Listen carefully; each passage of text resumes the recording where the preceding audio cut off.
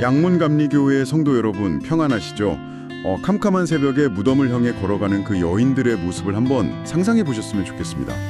네, 참 그 두려움을 무릅쓰고 말이죠. 맞아요. 자신이 할 수 있는 그 가장 숭고하고 아름다운 헌신을 하기 위해서 가는 거잖아요. 그런데 만약에 그 지극한 사랑의 행위가 사실은 그 마음속 깊은 곳에 자리 잡은 불신앙의 가장 확실한 증거였다면 참 어떠실 것 같습니까? 와, 그건 진짜 상상하기도 힘든 반전이죠. 그러니까요. 그래서 오늘 우리의 이 깊은 대화는 바로 이 당혹스럽지만 굉장히 뼈아픈 역설에서 출발해 보려고 합니다. 네, 오늘 저희가 조관희 담임 목사님의 부활주의 설교를 바탕으로 정말 깊이 있게 영적의 원리들을 파헤쳐 볼 텐데요. 네네. 우리가 흔히 헌신이라거나 아니면 현실 인정이라는 이름으로 아주 그럴듯하게 포장해 놓은 우리 안의 영적 방어 기제들을 낱낱이 해체해 보려고 합니다. 맞습니다. 2000년 전에 일어났던 그 부활이라는 기적이 오늘날 성도님들의 그 치열한 일상과 또 내면의 고통 속에 어떻게 살아서 작동해야 하는지 그 메커니즘을 제대로 짚어보는 시간이 될 겁니다. 네, 그 새벽에 여인들이 손에 들고 있던 것, 그리고 오늘날 우리 성도님들이 각자의 삶의 무거운 문제들 앞에서 꽉 움켜쥐고 놓지 못하는 것들이 본질적으로 얼마나 닮아 있는지를 들여다보시면 아마 큰 충격을 받으실 수도 있습니다. 진짜 저도 설교 들으면서 너무 찔렸거든요. 늘 들어왔던 그 익숙한 부활절 말씀이 전혀 새로운 차원으로 우리의 굳어진 내면을 예리하게 찌르고 들어오는 걸 오늘 경험하게 되실 겁니다. 맞습니다. 기대하셔도 좋습니다. 자, 그럼 먼저 안식 후 첫날 새벽 아직 그 어둠이 짙게 깔린 무덤을 향해 가는 여인들의 발걸음부터 한번 짚어볼까요? 네, 그 장면이죠. 이 여인들의 모습이 겉보기에는 우리가 상상할 수 있는 가장 훌륭하고 이상적인 신앙인의 모습이잖아요. 로마 군인들의 위협이나 그런 핍박의 두려움도 다 이겨냈고 또 누구보다 먼저 그 새벽을 깨웠고요. 그렇죠. 대단한 열정이죠. 그런데 담임 목사님의 설교를 보니까 이 아름답게 그지없는 헌신의 장면에 아주 치명적인 모순이 숨어 있었습니다. 바로 그 여인들의 손에 쥐어져 있던 향품, 그 향품의 진짜 의미 때문이었죠. 네, 그 형품이라는 물건이 사실 죽은 시신의 부패를 막고 냄새를 덮기 위해서 바르는 거거든요. 아, 시신 처리용인 거죠. 맞습니다. 그러니까 철저하게 예수님이 죽은 상태로 그곳에 영원히 계실 것이라는 그 완벽한 전제하에 준비된 물건이라는 겁니다. 와, 듣고 보니까 진짜 그러네요. 예수님은 십자가에 달리시기 전부터 제자들하고 따르는 무리들에게 수차례 약속하셨잖아요. 내가 사흘 만에 다시 살아날 거다 하고요. 네, 분명히 말씀하셨죠. 하지만 여인들의 뇌리에는 그 생명의 약속은 온데간데 없고 오직 십자가의 그 처참한 죽음이라는 압도적이고 끔찍한 현실만 너무 깊게 각인되어 있었던 겁니다. 아, 현실에 압도당한 거네요. 그렇죠. 결국 새벽을 깨워서 향품을 샀다는 그 행위 자체가 주님의 부활을 단 1%도 기대하지 않았다는 완벽한 불신앙의 증명서와도 같았던 겁니다. 참. 주님을 향한 그 뜨거운 사랑 때문에 향품을 샀는데 역설적으로 그 향품이 그들의 믿음 없음을 증명해버린 거네요. 네, 참 아이러니하죠. 이 심리적인 방어 기제가 너무 소름 돋게 지금 우리 성도님들의 일상과도 맞닿아 있는 것 같아요. 우리도 무의식 중에 상처받지 않으려고 최악의 상황을 미리 기정사실화해버리는 그런 경향이 있잖아요. 네, 무척 많죠. 입술로는 매일같이 주님 사랑한다고 고백하고 또 주일마다 예배 자리에 나와서 찬양도 눈물 흘리며 부르지만 정작 내 삶의 가장 고통스러운 문제 딱 앞에서는 은밀하게 마음속에서 그 향품을 꺼내들고 있는 겁니다. 맞아요. 병상에 누운 가족을 위해서 간절히 치유를 기도하면서도 머릿속 한구석으로는 이미 장례 절차를 알아보고 마음의 정리를 시작하는 그런 인간의 심리가 바로 그것과 똑같습니다. 아, 진짜 뼈를 때리는 말씀이네요. 또 깨워진 가족관계가 회복되게 해달라고 기도는 하는데 사실 내면 깊은 곳에서는 사람은 절대 안 변해 이러면서 영적인 사망 선고를 스스로 미리 내려버린 상태인 거죠. 그러니까요. 인간이 희망을 품었다가 그게 무너졌을 때 겪는 그 엄청난 상실감, 절망감, 그게 너무 두려우니까 미리 슬픔을 땡겨서 선취해버리는 거잖아요. 네, 일종의 방어 기제죠. 미리 포기해두는 것이 극심한 감정적 타격에서 나를 보호해줄 거라고 착각하니까요. 희망 고문이 두려우니까 차라리 먼저 절망의 방어막을 쳐버리는 겁니다. 맞습니다. 그게 바로 우리가 꽉 쥐고 놓지 못하는 이 시대 향품의 진짜 정체인 거죠. 우리는 막 스스로 그런 태도로 보면서 참 현실적이다, 지혜롭다 이렇게 여길지 모르겠지만요. 아, 현실적이라고 착각하는 거군요. 네, 영적인 관점에서 보면 그것은 하나님의 개입을 완전히 원천 차단해버리는 치명적인 교만입니다. 와, 치명적인 교만. 살아계신 전능하신 하나님을 믿는다고 입으로는 고백하면서 내 삶의 구체적이고 아주 뼈아픈 영역에서는 하나님을 아무런 능력이 없는 죽은 분으로 취급해버리는 셈이니까요. 진짜 무서운 말이네요. 그렇게 마음속으로 모든 결론을 다 내리고 향품을 단단히 움켜쥔 채로 슬픔에 잠겨서 무덤에 꽉 도착을 했는데 거기서 여인들은 전혀 예상하지 못한 현실과 마주치게 되잖아요. 네, 바로 굳게 막혀 있어야 할 거대한 돌문이 이미 굴려져 있었던 상황이죠. 맞아요. 바로 여기서 담임 목사님의 설교가 우리의 그 영적인 시야를 완전히 뒤집어 놓으셨습니다. 성도님들도 보통 이 굴려진 돌문 생각하시면 십중칼구 예수님이 부활해서 무덤 밖으로 걸어 나오시기 위해서 첨사들이 문을 열어두었구나 이렇게 직관적으로 생각하시잖아요. 그렇죠. 대부분 그렇게 배우기도 했고요. 저 역시도 진짜 평생을 그렇게 아주 당연하게 믿어왔거든요. 그런데 한번 생각해 보십시오. 영광스럽게 부활하신 주님, 그 죽음의 권세마저 깨뜨리신 전능하신 분에게 돌문 따위의 물리적 장애물이 도대체 무슨 의미가 있겠습니까? 아, 그러게요. 닫힌 문, 심지어 꽉 막힌 벽이라도 시간과 공간을 초월해서 통과하실 수 있는 분이시잖아요. 네, 부활의 몸이시니까요. 그 돌문이 굴려져 열려있던 이유는 단 하나입니다.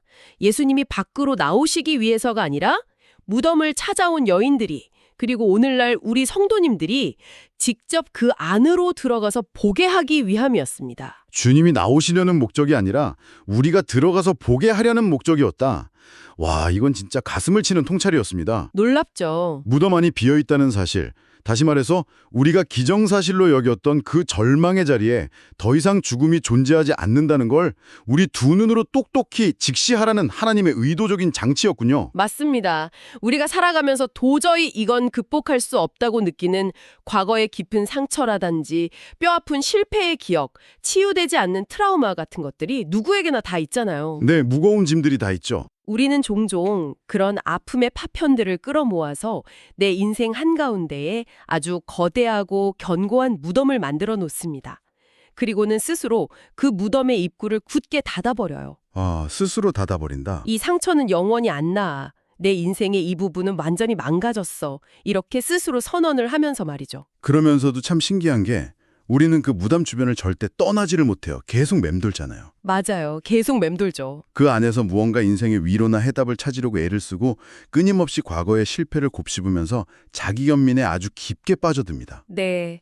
그 천사가 빈 무덤 앞에서 여인들에게 어찌하여 살아있는 자를 죽은 자 가운데서 찾느냐 이렇게 질문을 던지잖아요. 이게 바로 이런 우리의 아주 끈질기고 모순된 영적 상태를 정확하게 타격하는 강력한 책망입니다. 도대체 왜 너를 살릴 그 생명을 다 썩어가는 죽음의 자리에서 찾고 있냐 이거네요. 그렇죠. 아무리 내 과거의 상처를 깊이 파고들고 막 실패의 원인을 현미경처럼 분석하면서 그 무덤 안을 박박 긁어 모아도 그 죽음의 영역 안에서는 결코 우리를 다시 일어서게 할 생명의 에너지를 찾아낼 수가 없거든요. 맞아, 아무것도 없죠. 그런데 인간이 자꾸 그 죽음의 무덤 안에만 머물려고 하는 이유가 있습니다. 바로 익숙함이 주는 거짓된 안정감 때문이에요. 거짓된 안정감이요. 절망적인데도요. 네, 절망이 고통스럽기는 한데 역설적으로 가장 예측 가능한 감정이거든요. 어차피 안 될 줄 알았어 하는 체념은 더 이상 무언가를 위해서 에너지를 쏟거나 다시 기대를 했다가 또 상처를 받을 그 위험을 원천적으로 차단해줍니다. 아, 더 이상 상처받지 않으려는 거군요. 무덤 안이 비록 춥고 어둡기는 하지만 적어도 새로운 변수는 없잖아요. 반면에 부활의 생명을 믿는다는 것, 내 인생을 다시 시작한다는 것은 엄청난 모험과 용기를 요구하니까요. 익숙한 죽음의 안전지대. 와, 정말 무서운 말이네요. 하나님이 돌문을 친히 굴려버리신 것은 우리가 웅크리고 숨어있던 그 거짓된 안전지대를 산산조각을 내고 우리를 생명의 모험으로 강권에서 끄집어내기 위한 강력한 초대였군요. 정확합니다. 자, 그러면 돌문은 열렸고 여인들은 그 열린 문을 통해서 무덤 안이 텅 비어있는 기적 같은 현장을 직접 목격했습니다. 그런데 참 아이러니한 상황이 여기서 벌어져요. 네, 어떤 상황이죠? 이렇게 눈으로 명백한 기적을 보았는데도 여인들의 마음에 즉각적인 환희나 믿음이 차오르지가 않았어요. 오히려 성경을 보니까 당황하고 두려워 근심했다고 나오잖아요. 맞아요. 참 이상한 반응이죠. 우리는 보통 엄청난 기적을 그냥 한 번만 눈앞에서 직접 딱 보면 단번에 평생 안 흔들리는 믿음이 생길 거라고 확신을 하는데 도대체 왜 이 여인들은 눈으로 보고도 믿지를 못했을까요? 인간의 뇌는 예상치 못한 기이한 현상을 마주했을 때 즉각적으로 불안과 공포, 방어 기제를 작동시키도록 설계가 되어 있습니다. 아, 뇌과학적으로도 그렇군요. 네, 시각적인 정보, 즉 시신이 감쪽같이 없어졌다는 그 압도적인 물리적 현상 자체는 우리에게 구원에 이르는 믿음을 주지 못해요. 오히려 누가 시신을 훔쳐갔나? 나한테도 무슨 끔찍한 일이 벌어지는 건 아닌가 하는 더 큰 혼란하고 공포를 야기할 뿐이죠. 아, 해석이 안 되니까 두려운 거네요. 맞습니다. 눈에 보이는 상황이나 현상은 그 자체로 우리 인생의 해답이 결코 될 수 없습니다. 반드시 올바른 해석의 기준이 필요합니다. 그 해석의 기준이 바로 천사가 던진 다음 메시지에 담겨 있었죠. 갈릴리에 계실 때에 너희에게 어떻게 말씀하셨는지를 기억하라. 네, 바로 그겁니다. 천사는 그 텅 빈 돌무덤이라는 충격적인 현상 자체에 매몰되지 않도록 시선을 딱 돌려주었습니다. 대신 그들의 멈춰버린 영적 기억력을 강하게 자극했죠. 저는 담임 목사님 설교 묵상하면서 이 대목이 진짜 가장 깊이 찔렸습니다. 어떤 부분에서요? 그 십자가의 고통과 처참한 죽음이라는 트라우마는 뇌리에 너무나 깊이 박혀가지고 평생 지워지지가 않는데 내가 사흘 만에 다시 살아나리다 하셨던 그 찬란한 생명의 약속은 단 며칠 만에 너무나도 쉽게 머릿속에서 징발해버린다는 사실이요. 우리의 연약함을 그대로 보여주는 것 같아서요. 네, 정말 공감합니다. 누가복음 24장 8절을 보면 이 극적인 반전의 순간이 명확하게 기록이 되어 있잖아요. 그들이 예수의 말씀을 기억하고 기억하고. 시각적인 충격과 공포에 사로잡혀서 완전히 마비되어 있던 그들의 이성이 하나님의 말씀을 기억해내는 순간에 완전히 다른 차원의 방식으로 작동하기 시작한 겁니다. 믿음의 스위치가 탁 켜진 거죠. 말씀이 스위치가 된 거군요? 네, 텅 비어있는 무덤이라는 물리적 상황 자체는 사실 단 1초도 변하지 않았거든요. 그런데 똑같은 상황을 말씀이라는 렌즈를 끼고 다시 해석하기 시작하니까 그게 더 이상 끔찍한 시신 도난 사건이 아니라 영광스러운 부활의 승리로 탈바꿈을 하게 된 겁니다. 와, 아멘이네요.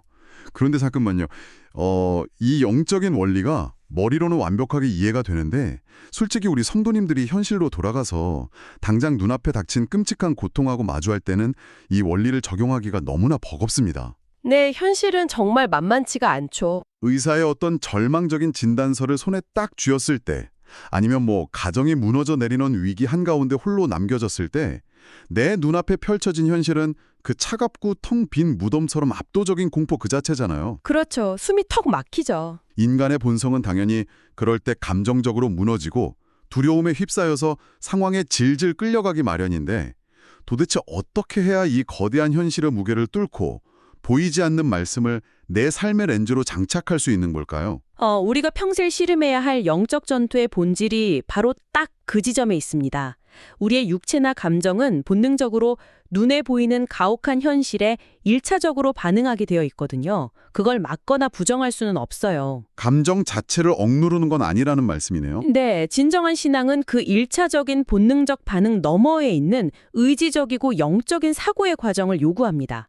상황이 피를 말리도록 고통스럽다는 사실 자체를 억지로 덮어두거나 부정하라는 게 아니에요. 그럼 핵심이 뭘까요? 핵심은 그 상황이 내 인생의 최종 결론을 내리도록 통제권을 넘겨주지 않는 것입니다. 상황이 이렇게 바닥을 치고 절망적이니 내 인생은 완전히 끝났다. 이렇게 선언하는 대신에요. 대신에 어떻게 해야 하죠? 상황은 칠흑 같은 죽음 같지만 하나님이 살리시고 회복시키신다고 약속하셨으니 이 무덤은 끝이 아니라 새로운 시작의 통로다. 이렇게 끊임없이 선포하는 아주 치열한 영적 저항입니다. 말씀이 상황을 덮어버리고 말씀이 현실을 재해석하게 만드는 아주 맹렬한 훈련인 거죠. 말씀으로 상황을 덮어버리는 영적 저항.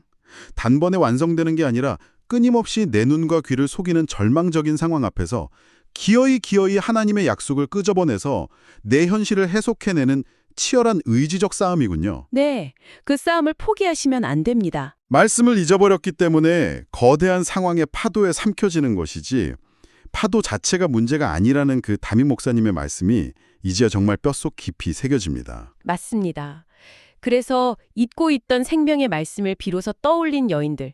그 순간 그들의 행동과 발걸음이 더 이상 이전과 같지가 않았잖아요. 네, 슬픔과 체념이 가득했던 그 죽음의 무덤을 미련 없이 등지고 휙 돌아서게 되죠. 그리고 이 가슴 벅찬 생명의 소식을 제자들에게 전하려고 아주 전속력으로 달려나가기 시작합니다. 절망을 향해서 무겁게 끌렸던 발걸음이 생명을 향한 폭발적인 질주로 완전히 역전된 거예요. 놀라운 변화죠. 하지만 우리가 또 현실로 돌아와서 부활의 생명을 붙들고 살아갈 때 결코 레드카펫이 깔린 꽃길만 펼쳐지는 건 또 아니잖아요. 네, 세상의 반응은 차갑죠. 여인들이 막 숨을 헐떡이면서 전한 이 위대한 생명의 소식을 들었을 때 심지어 3년을 동고동락했던 제자들의 첫 반응조차도 참담하기 그지없었습니다. 성경을 보면 그들의 반응을 허탄한 듯이 들려 믿지 아니하나 이렇게 기록을 하고 있습니다.